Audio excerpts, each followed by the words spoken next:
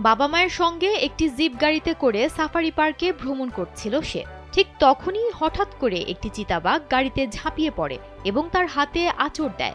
গেল 15 আগস্ট ভারতের বেঙ্গালুরু বানারঘাটটা সাফারি পার্কে এই ঘটনা ঘটেছে। পেছনের গাড়ির পর্যটকরা ঘটনাটি ক্যামেরাবন্দি করেছেন। ভিডিওতে দেখা যায় প্রথমে চিতাবাঘটি সাফারি ট্র্যাকের পাশে শান্তভাবে বসে আছে। যানবাহনগুলো তার পাশ দিয়ে যাচ্ছিল, তা চেয়ে চেয়ে দেখছিল। কিন্তু হঠাৎ করে একটি গাড়িকে দেখে তার পাশে পাশে দৌড়াতে শুরু করে। এরপর লাফ দিয়ে পেছনের পায়ে দাঁড়িয়ে গাড়ির ভেতরে থাবা বসায় সে। তখন অসাবধানতাবশত জানালার বাইরে হাত রাখা ছিল ওই কিশোরের। সেই হাতে থাবা বসিয়ে দেয় চিতাবাঘ। স্যান্ডেলিনা সো, রূপচর্চায় আভিজাত্য।